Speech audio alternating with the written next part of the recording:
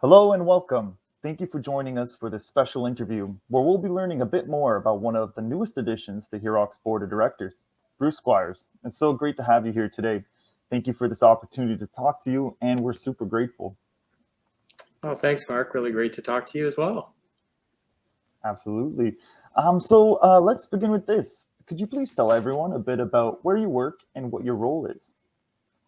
Well, I work at McMaster Children's Hospital, and my role there is as the president. Now, McMaster Children's Hospital is also part of the Hamilton Health Sciences hospital system, and so in that organization, I'm also the vice president of Women's and Children's Health. So really a great role to be in because it gives me the opportunity to lead a children's hospital. There's actually a women's and children's hospital with a full range of obstetrical services from midwifery care, low risk obstetrics, right through to tertiary care, high risk obstetrics, and then a full children's hospital along with a children's treatment center of outpatient services. So I get to work within that group, but then also collaborate with colleagues across the broader system here at Hamilton Health Sciences with a number of other hospital sites.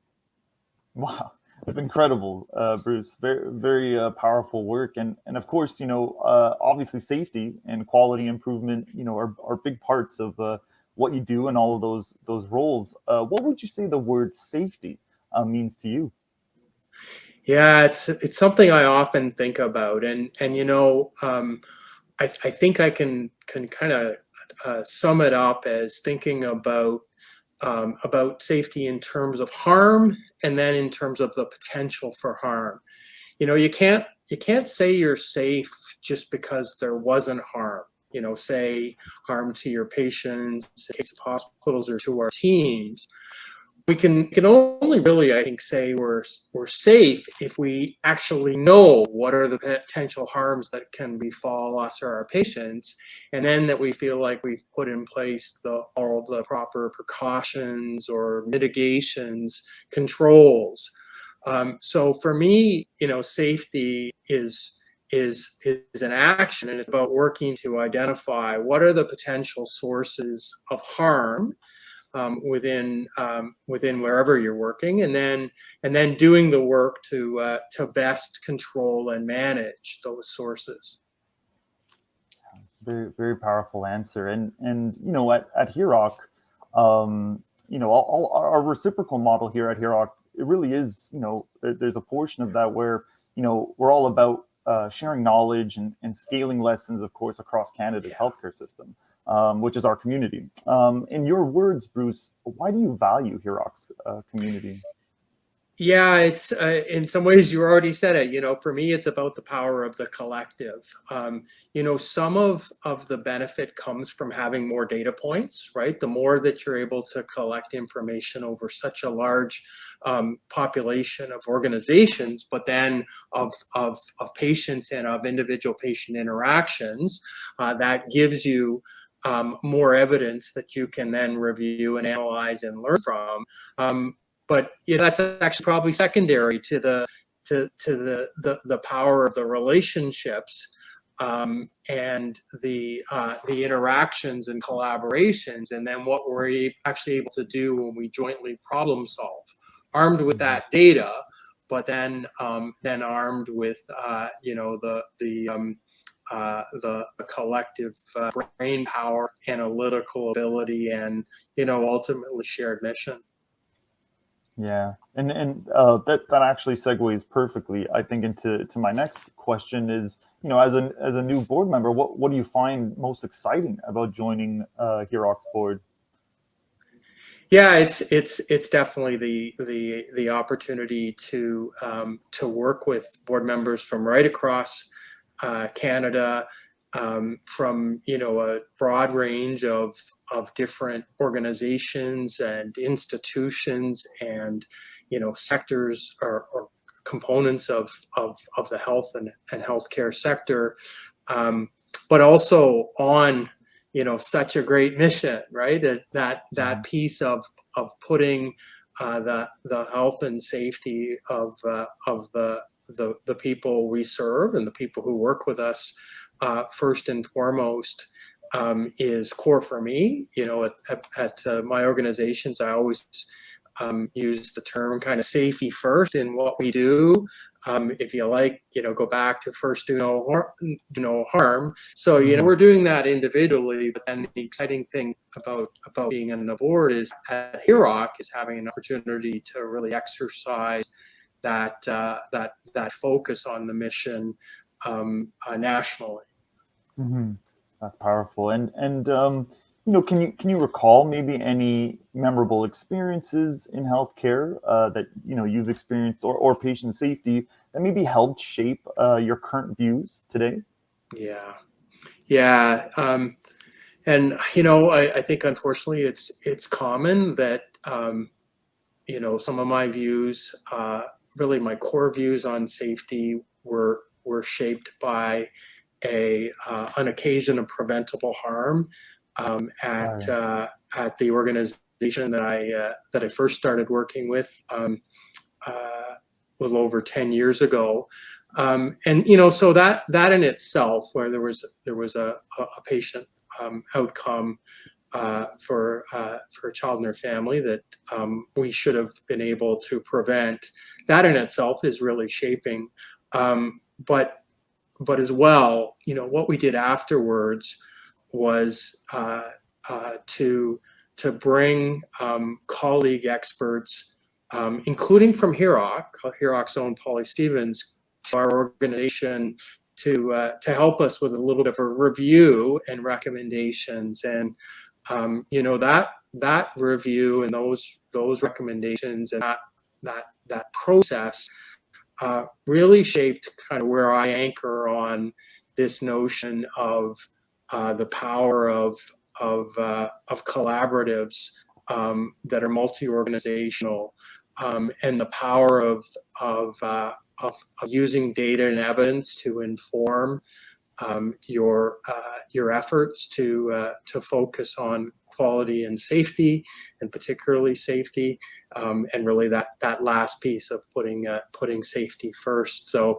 honestly, that will always probably stick out for me as one of, if not the most, memorable, or if you like, lasting foundational events in kind of my healthcare career.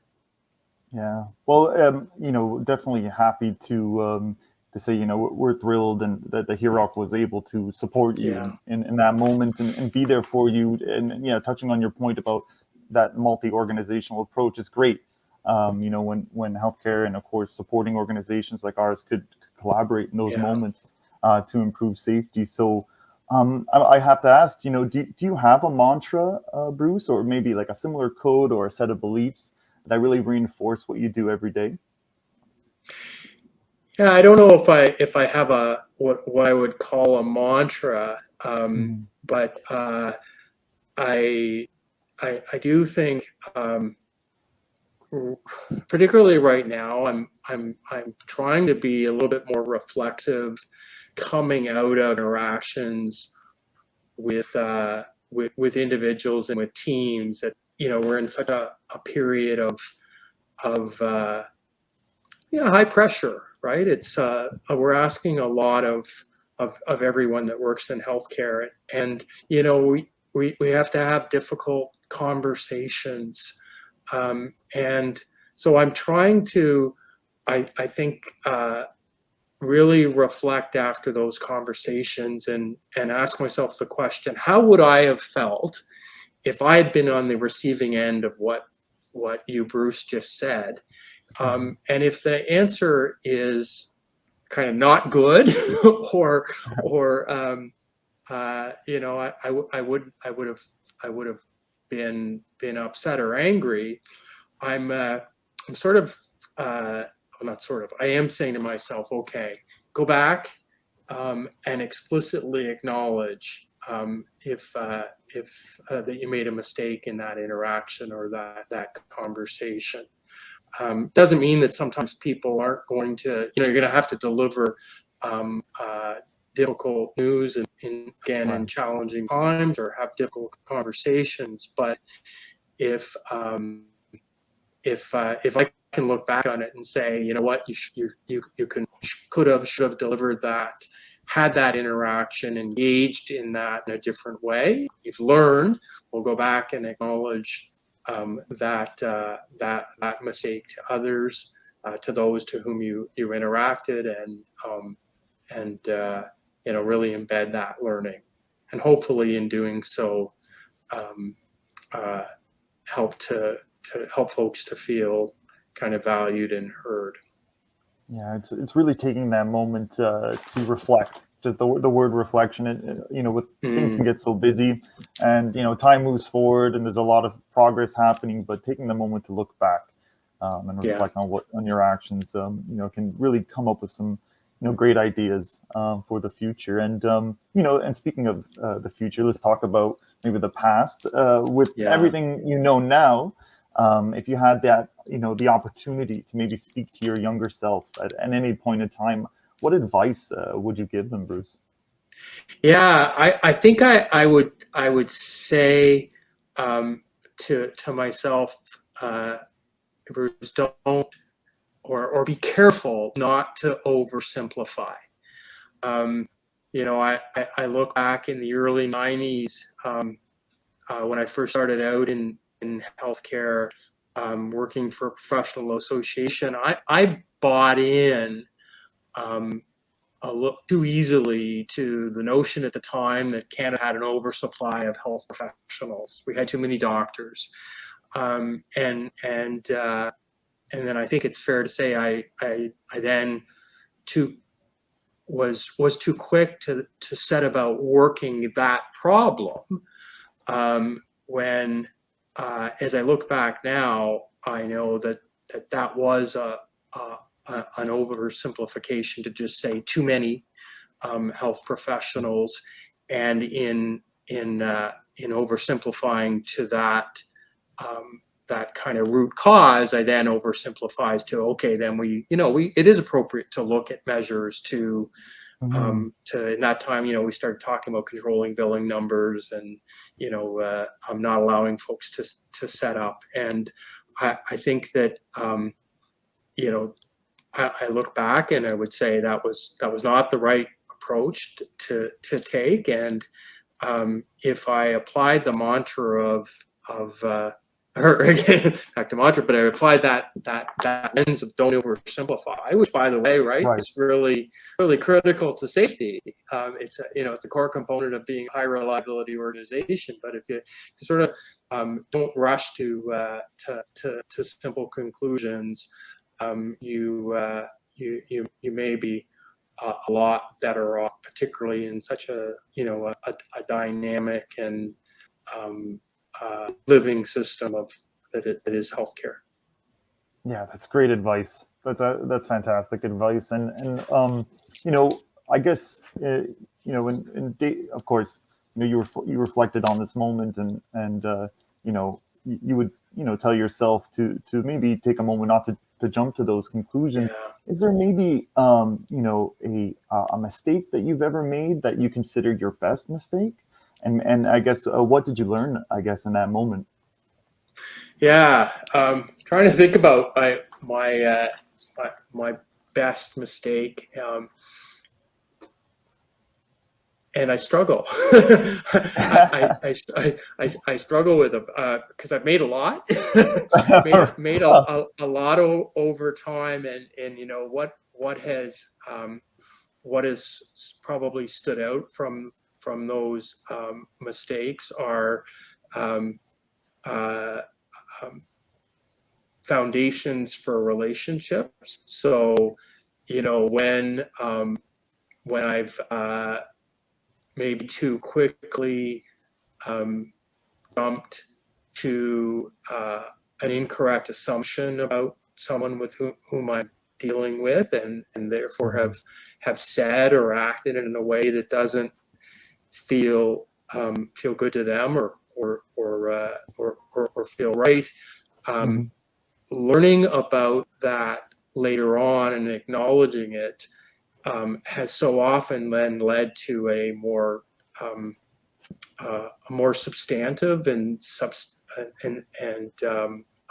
real relationship with the individuals, like making Yeah. that mistake, and then acknowledging it, and I think almost kind of being vulnerable with each other on,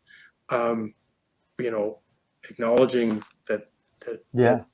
from my part, on acknowledging that I did something wrong, but then on the part of the individuals being willing to acknowledge, what you just did was not fair to me.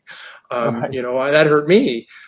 So, Yeah. I'd say that, in many ways, if best mistake defines to kind of goes back to what did you learn, I would say it's from those cases, where yeah, I've gone somewhere, in a conversation with someone, or in an interaction that I look back on and acknowledge it was a mistake, but then naming Yeah. it. So Yeah, I mean, everybody's going to make mistakes, at all points of, our careers, all walks of life. It's more about, bouncing back, learning from that and bouncing back and becoming a better person from it, because if that event, maybe didn't happen, it would be difficult, to grow, right, as a person in those moments. So I that's very agree. powerful. Yeah. Thank you for talking about that. So Bruce, I guess at the end of a long day, or maybe when you have, some time off, Yeah. of those multiple roles, what's your way of maybe unplugging and just, disconnecting Yeah. from technology?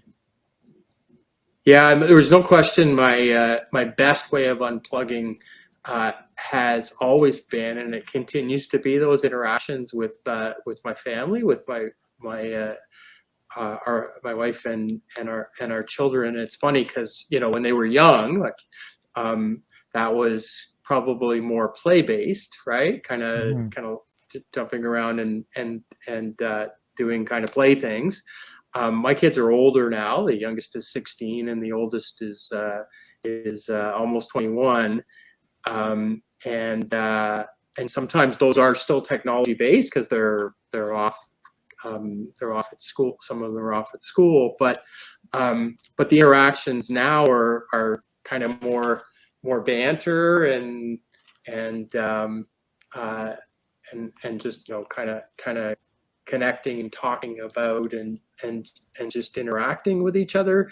Um, so that always kind of pulls you out of what you're doing at work, or what other pressures you might be feeling. So that's my favorite. I will Yeah. say I do also like to do, like, I've always found that, kind of on a more personal basis, going for a run or going for a bike ride Mhm. or a swim or for a hike, that's been good for me, mentally and physically. So, combination of both of those things, but the funnest one is just spending time with the family. Yeah, that's really gotta, you get a kick out of the fact that they're now old enough to have those kind of interesting, maybe Yeah, abstract, talk about different things, society thing, and it's not just like you said before, you play with your children, but now you're speaking to them like, well, they are adults, right? Or they're young adults, right? So that's got to be pretty interesting. yeah, and they challenge you in a different way, right? Than Right. when they were little, and it certainly, in both cases, I think it's really, helps you to not take yourself so seriously, Right. or to overstate kind of what you're doing. Yeah. Well, that's perfect, Bruce. It's a perfect place to end off. Those are all the questions I have for now. I just want to thank you again for this. I really appreciate your time, of course, and all of your insights. And I just want to welcome you again to HIROC's board. Well, thanks. Congratulations. Yeah, absolutely. Yeah. Well, Uh, thank you, Mark. I really appreciate this, and yeah, this was fun and painless. So so I yeah, appreciate that, and yeah, I look forward to seeing you lots more. absolutely. Thank you.